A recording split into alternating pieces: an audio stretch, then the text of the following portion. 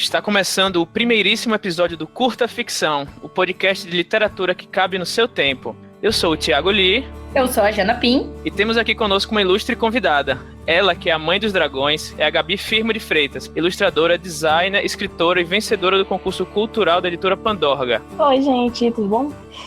Entrei e caí de paraquedas aqui com vocês, mas agradeço muito o convite, viu?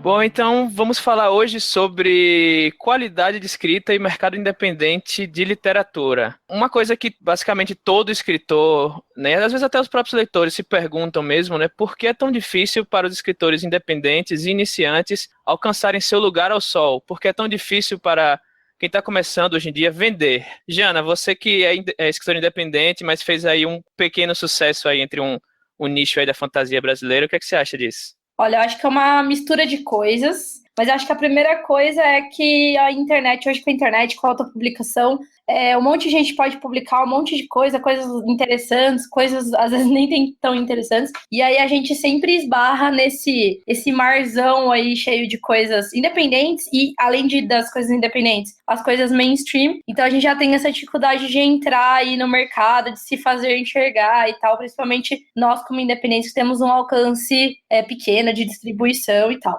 Mas eu acho que tem um outro ponto aqui também, que eu acho que entra um pouco na parte da qualidade que a gente vai falar aqui hoje, que é o seguinte, as pessoas leem o que é muito bom, né? Hoje eu, por exemplo, tenho super pouco tempo para ler, então eu acabo priorizando bastante assim as minhas leituras. E as coisas, para a gente escrever algo legal, não basta a gente querer, tem técnicas e tem caminhos mais fáceis para escrever alguma coisa legal. Não, acho que hoje em dia, principalmente com, sei lá, a quantidade de informação que a gente é bombardeado, né, de todos os lados, acho que é difícil você, primeiro, ter o seu espaço, né? Hoje, por exemplo, você entra num grupo de Facebook de autores independentes, tem 30 pessoas, assim, todo dia colocando propaganda do próprio livro e tal, e aí você fica, poxa, mas quem desses aqui vale a pena ler, sabe? Quem desses que faz um trabalho legal, aí realmente é difícil. É complicado, eu acho que é um pouco complicado também, porque às vezes a pessoa, às vezes ela tem até um material bom, mas ela não sabe como divulgar isso. Então, por exemplo, uma pessoa que fica, a gente vê muitos exemplos, não só desse que o Thiago comentou, né, de ficar postando 30 vezes no grupo de Facebook, mas tem muita gente que adiciona os outros e acaba marcando 700 pessoas num post do livro e isso acaba mais irritando o leitor, mais afastando o leitor, uma pessoa que poderia estar se inserindo na literatura do que aproximando ele, né? Eu acho que esse é o jeito mais fácil de garantir que você não vai ser lido, né? Marcar 50 pessoas num post do Facebook ou adicionar pessoas 50 grupos. É algo que acontece muito. É algo que aconteceu muito, estranhamente, inclusive, um tipo de abordagem parecida na Bienal, por exemplo, que tinha muitos escritores lá, mas tinha muitos escritores sem editora que estavam querendo apresentar o livro deles, né, que é o caso do autor independente, e às vezes eles te abordavam assim, quando você estava dentro de uma outra editora, vendo uma outra sinopse de um livro e ele te abordava, entendeu? Eu acho que é um pouco de invasão de espaço, falta um pouco de saber como divulgar o seu trabalho, né? É a etiqueta, né, dos autores iniciantes, que nada mais na verdade, do que bom senso, né? Que adicionar as pessoas sem nós quererem nos grupos, não fazer a divulgação impessoal, porque eu, pelo menos, quando eu entro num grupo e vejo que é uma divulgação copiada, às vezes, assim, no mesmo momento eu recebo 5 notificações de 5 grupos diferentes da mesma pessoa postando a mesma coisa. Eu me desmotivo um pouco, assim.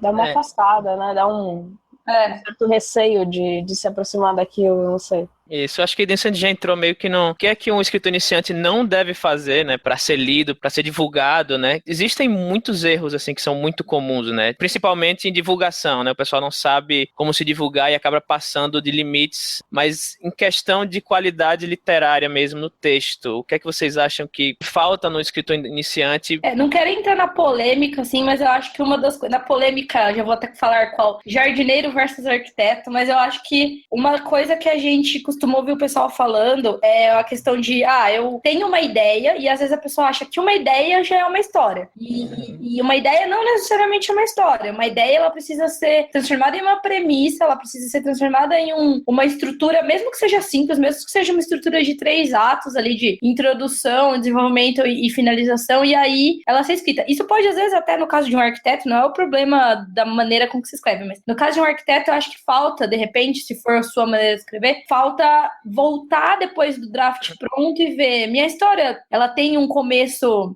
esqueci agora quais são as 3 coisas, mas é o gancho e a manter você interessado na história e o payoff, né? São as 3 coisas importantes da história. A história tem isso? Geralmente não, né? É algo que a pessoa às vezes até demora para aprender que existe, né?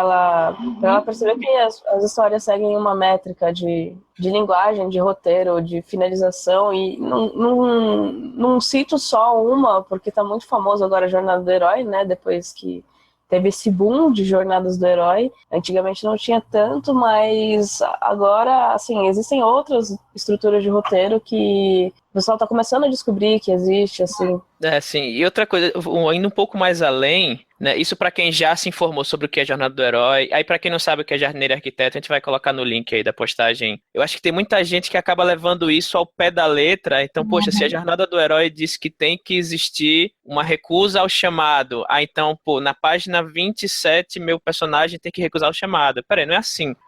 Você tem que entender qual é a mensagem por trás disso e adaptar isso à sua história também, né? Não é uma coisa mecânica. Né? Se fosse uma coisa mecânica, não seria uma arte, né?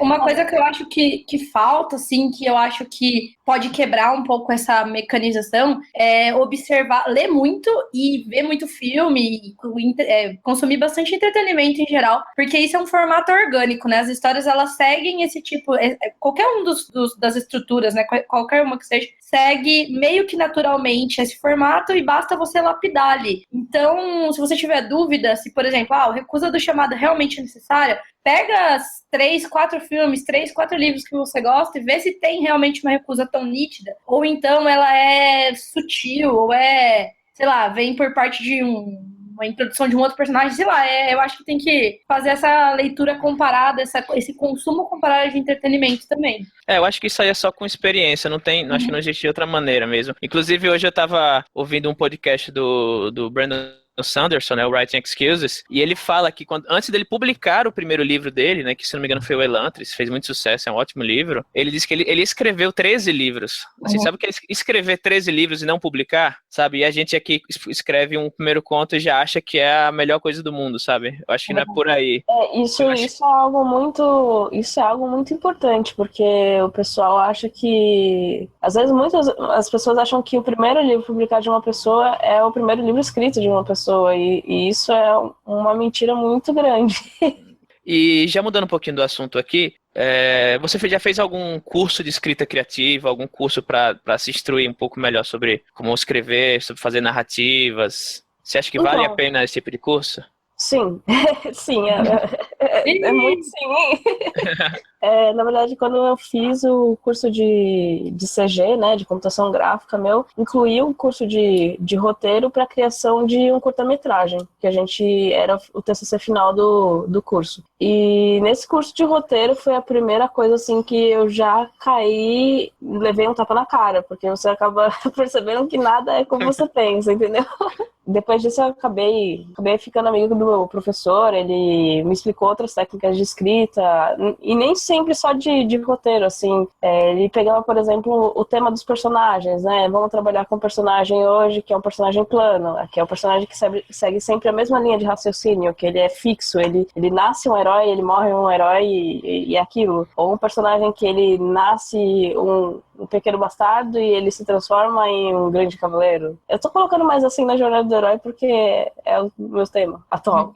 Sim, mas... sim, É que a verdade é que, assim, para você escrever existem N coisas que você precisa trabalhar. Muitas dessas coisas, pela questão que a gente já falou, de você consumir entretenimento todo o tempo, você já tem interiorizado em você. Então, assim, não acho que a gente deve ignorar totalmente também a nossa capacidade de já colocar isso organicamente numa história. Mas a verdade é que, assim, assim, existem muitas coisas que podem ser trabalhadas para te distinguir dentre outras obras, né? Então, assim, a primeira sentença você pode trabalhar de uma maneira toda específica para chamar atenção, para ter esse gancho pro resto da história. O primeiro capítulo, os personagens, a sinestesia dentro do conto. A verdade é que são muitas coisas. Eu acho que por isso que os cursos valem a pena, porque eu acho que a gente não vai encontrar nunca nenhum curso que vai falar de todas as coisas, nenhum livro de escrita também, todas as coisas que são importantes abordar. Mas cada curso, cada livro, cada artigo que a gente lembra de uma coisinha, e isso você vai criando uma espécie de uma base de dados de coisas de escrita para aplicar nessa história, né? Que na verdade cada pessoa que ministra um curso transmite uma experiência diferente que ela teve, né? Por exemplo, o meu professor, ele era formado pela USP, né? Normal, só que ele estava fazendo mestrado em roteiro para games, especificamente, porque ele falou que o mercado de game está carente de roteiro, que a gente não tem mais histórias boas para jogos, não tem histórias bem desenvolvidas, e ele estava trabalhando nisso. E depois eu fiz um curso também que foi pelo Coursera, e ele foi, na verdade, em inglês, falava sobre a nova literatura dentro dos games, né? Jogos que contam uma história, mas não jogos pequenos, né? Jogos assim que você poderia colocar, que nem World of Warcraft tem mais de 1 milhão de páginas, sabe? Eles têm 15 livros publicados. Eu tenho um monte de livros deles aqui e é a única série que eu acompanhei até hoje, né? De livros de jogos e que eu digo que é muito bom. E assim, eu afirmo que é muito bom, que eu leio. Todos os que lançam, eu leio porque eu quero ver como é que se desenvolveu o roteiro fora do jogo que se encaixa com aquilo, entendeu? Então você vê que mesmo dentro do jogo existe uma forma de contar uma história. E isso pode... eu vi uma parte do curso muito interessante que eu fiz no Coursera, eles comentavam de como você trazer a sinestesia do jogo, da pessoa interagir pra dentro do livro, entendeu? E transmitir nos cursos você acaba ganhando uma transmissão diferente, uma visão, uma perspectiva diferente a partir do ponto de cada pessoa que te influi, né? Eu acho que só faz somar, né? Cada um desses pedacinhos que você vai aprendendo só faz somar o seu conhecimento. Isso me lembra de um início de livro que eu li um dia desses. Eu encontrei um livro americano, eu acho. Só que assim, uma coisa que é bem peculiar, assim, que as capas dos livros brasileiros são muito bonitas, mas as capas dos livros americanos normalmente são muito feias. Só que o conteúdo deles normalmente é mais consistente,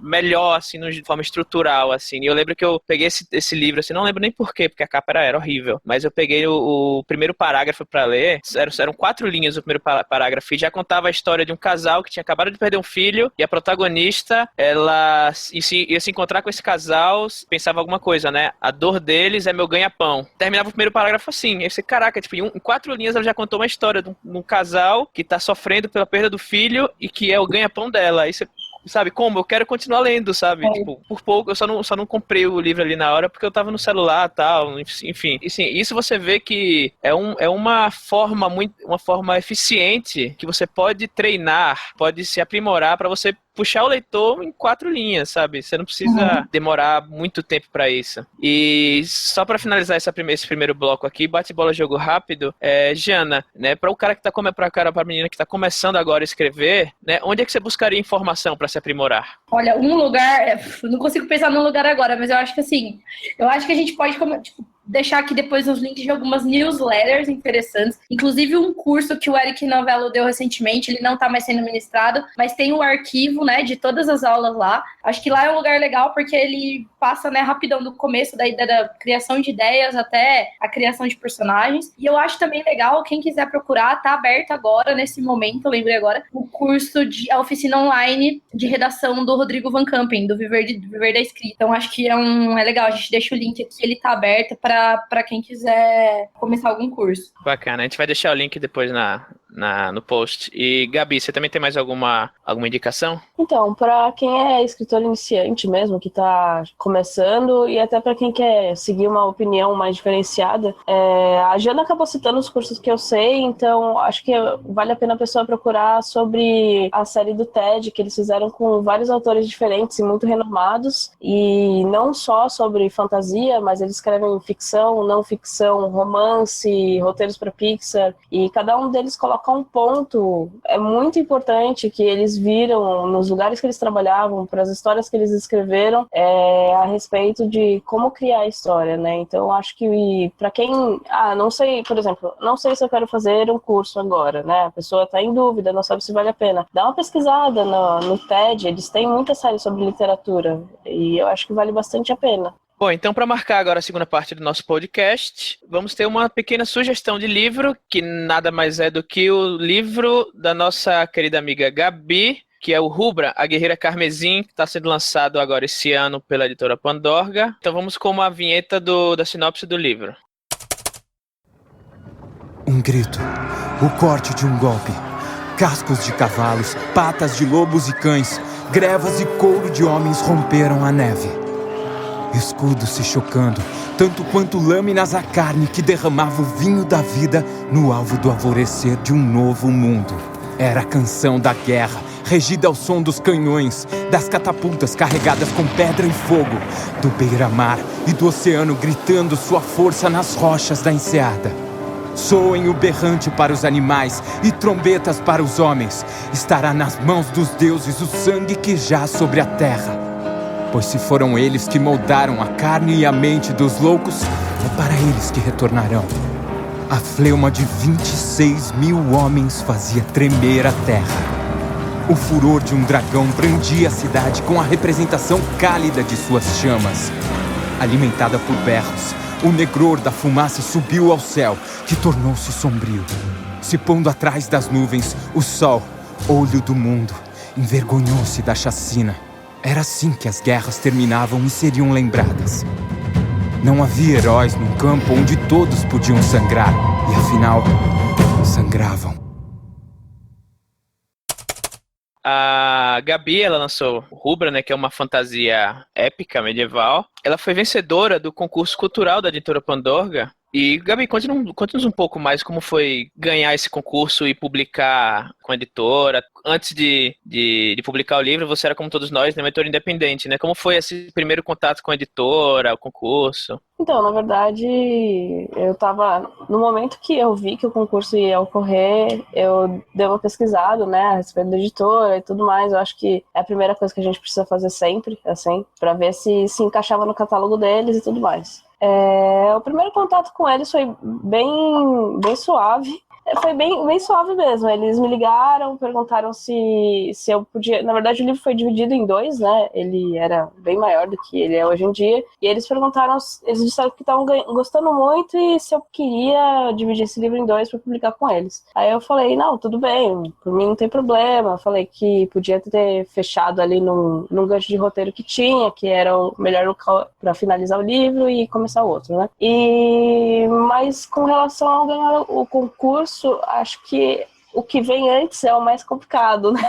Assim, o caminho anterior é o mais difícil. Eu já tinha tentado alguns concursos, por exemplo, o Prêmio Bang, o Fantasy. Tem um site também chamado Concursos Literários. Eu acabava sempre olhando os que se encaixavam romances de fantasia ou tema aberto, porque no Brasil, na verdade, é muito difícil, né? Uma literatura de nicho, fantasia e ficção, né? Sim, sim. Aí, antes de publicar o Rubra, o que é que você costumava escrever? Contos? Tinha outros livros engavetados? O Rubra foi seu primeiro romance, de fato? Não, eu tinha uma outra série engavetada que eu escrevi quando eu tinha 13 para 15 anos, assim, e continuei escrevendo até o dia que eu falei, então, eu preciso fazer algo que seja mais, que eu venda, entendeu? Aí eu parei e eu tava com a ideia já do livro, mas depois eu fiz esse curso de roteiro, foi bem mais rápido, assim, eu sentei e acho que em alguns meses eu já tinha o livro. Porque eu tenho o período de ficar pensando para depois sentar e escrever, assim, o que eu já tenho mais ou menos na cabeça. E, óbvio, reescrever várias e várias vezes. Mas eu terminei em 2014, na verdade, o livro, meio de 2014, e fui tentando vários concursos até que o da Pandorga deu certo. Inclusive, eu tenho que dizer que quando eu adquiri o meu, né, que foi lá na Bienal, teve fotinho e tudo mais, eu tenho que admitir que é um dos livros mais bonitos, né, fisicamente, que eu já peguei na vida. Só faltava uma capa dura pra, assim, eu colocar na parede, assim, porque ele é todo ilustrado a cores, com ilustrações da própria Gabi. No miolo a cor, né? É o miolo à sim, cor. Nossa, é exatamente. que vocês não sabem o quanto eu gritei quando eu vi aquele miolo colorido da diagramação vindo no e-mail. Assim, eu abri e fiquei gritando aqui em casa, né? Imagino, assim, tô com a imagem mental agora da Gabi, assim, tipo, em casa. Na verdade, foi muito engraçado quando eu ganhei o concurso, porque assim, a Pandora perguntou se eles queriam, se eu podia cortar o livro com eles antes de terminar o prazo. E falaram, existe a possibilidade, mas a gente ainda não sabe. E aí eu até tinha comentado com o Rodrigo uma vez que eu tava desanimada e tudo mais, que eu achava que eu já não ia ganhar o concurso, porque a gente é assim, né? A gente É o nosso pessimismo protetor. foi esse mesmo protetor. Aí, assim, eu tava sossegada e, de repente, a editora da Pandora me ligou e falou, Gabi, parabéns, você ganhou o concurso. Eu tive a reação que eu acho que foi mais inesperada do século, assim, que a editora podia... Porque eu falei, tá bom. Ok. Tipo, eu meio que travei, sabe? Quando deu tela azul no meu cérebro, assim, punk, na hora, e eu não conseguia reagir. Aí depois eu conversei com ela no Skype, ela explicou como é que eram os métodos de publicação dele, como é que seria a tiragem. E depois que eu desliguei, assim, que aí eu falei, nossa, ganhei o concurso, eu não sabia como lidar com aquilo, assim. Mas acho que foi aos pouquinhos que eu fui acreditando que eu tinha ganhado, assim. Aí chegava a capa, aí chegava a diagramação, aí a gente foi acreditando, assim, um pouco mais, que o livro ia sair de verdade. Mas uma coisa que eu acho que é muito importante, que muita gente negligencia e que não entende, na verdade, é o trabalho de uma editora que faz por trás, o que a editora faz por trás do livro. Se muita gente acha que, assim, mandou o original pra editora e assim, tá pronto ali, pode imprimir aí, só ver se tem algum acento fora do lugar, sabe? Mas, tipo, não é isso. Como é que foi o trabalho da editora com o seu texto, né? O texto cru que você enviou pra eles? E voltar porque era a preparação de texto. Então, eles me mandavam a primeira parte, pelo menos a Pandora, né? Eles preparam por partes, ou seja, de 3 em 3 capítulos eles vão enviando para o autor dar uma conferida, ver se ele gostou daquela preparação de texto e tudo mais. Que a preparação nada mais é que é um copydesk, né? E eles iam mandando, e aí eu ia ajustando uma coisa aqui, outra ali, até às vezes fazer uma sugestão a mais do que a pessoa tinha feito, para cortar mais, né? Limpar o texto mesmo, enxugar a escrita. Ou seja, depois de toda a copytescagem ainda tem uma segunda revisão. Aí depois disso, todo o trabalho de diagramação e conferir se não ficou nenhuma coisa perdida no meio do caminho, capa, né? Com certeza. Então, é uma coisa que muita gente não sabe, que não é só escrever e enviar para a editora. Tem todo um trabalho de você, sei lá, deixar o texto mais claro. Às vezes, muita coisa que o ator escreve, fala, isso aqui tá... Eu entendo, sabe? Mas se você entende, não quer dizer que todo mundo vai entender. Isso é uma coisa que muita gente não entende, né? Que não é só escrever e pronto, né? Vamos publicar. Que, na verdade, assim, né? Antes de mandar para a editora, você já tem que fazer esse trabalho, né? E fora que mostra interesse e um pouco mais de profissionalismo, pô. Pensa que eu assim, não que o autor não possa corrigir seu texto, mas eu acho que o autor não devia corrigir seu texto, assim, ele pode corrigir, mas ele tem que mandar para um copydesk, ele tem que mandar para um revisor depois. Corrigir, né? Exato, porque acaba virando uma leitura dinâmica, mesmo que você não queira que seja, entendeu? Você já tem aquilo tão em mente, na cabeça, que você acaba se atentando a outros detalhes, né? Isso, e a gente que faz isso, né, anos e anos a fio, então a gente profissional, não é qualquer um que tá pegando o seu texto e deturpando, eles estão tratando o seu texto. E você, exato, né? Eu acho que, assim, se você manda para uma leitura crítica, que foi uma das primeiras coisas que eu fiz, eu mandei também para revisão copydesk já, tudo junto, né? Eu acho que quando você manda para esse tipo de coisa, você não pode, por exemplo, o cara mandou uma sugestão que eu não achei válida. Ok, mas você analisou o que ele falou? Ou você encarou aquilo com seu orgulho? pessoal, isso, entendeu? Você levou pro pessoal? Exato. Às vezes você tem que colocar a cabeça mais no lugar e encarar o livro, que olhar pra ele é um produto, ele não é seu filho. Você pode ter muito carinho por aquilo, mas ele tem que ser vendido, ele tem que ser agradável de ser lido, entendeu? Principalmente em literatura de entretenimento, né? Tem muita gente que tem medo de podar escritores mais literários, mais poéticos, mais literatura de entretenimento, mais de narrativa, de enredo. Cara, tem que ser claro pro leitor, tem que tá fácil pra leitura, sabe? Só para finalizar aqui, porque nosso tempo está acabando, né, eu só queria colocar mais um ponto aí sobre o seu livro, que uma coisa que eu sempre vejo, sempre que eu vou pegar um livro de fantasia épica para ler, eu sempre já vou com a mentalidade que, vai começar o livro, né, falando sobre como esse mundo aqui existiram guerras e tal, e aí eu peguei o Rubra para ler, logo no prólogo, e assim, logo na primeira, segunda página, aparece um dragão e começa a tocar fogo lá em tudo, e o capitão tá louco porque, né, ele vai morrer e ele quer matar o dragão, há muito tempo que ele tá atrás desse dragão, enfim. Dá pra perceber que isso que a gente falou no início do podcast, né, de atrair seu leitor no começo, né, mesmo que seja um livro de fantasia, você tem que mostrar o mundo, tem que mostrar vários personagens e tudo isso, mas porque aquela cena é uma cena curta, mas poxa, já me fala muito sobre como é que vai ser o livro daqui pra frente, já me mostra que tem um dragão, e que o dragão é badass, e que tem um capitão do navio lá que também é badass e quer matar o dragão, né, claro que vão aparecer outros personagens e tal, mas aquilo ali já agarra o leitor pra dentro do livro, e aí você pode dar uma pausazinha e começar a contar outras coisas, porque o leitor já tá, né, agarrado no seu livro. Tá interessado em entender o mundo, isso, né? Exatamente. Então, parabéns aí pelo livro e pelo sucesso que tá começando apenas, tá começando. Obrigada.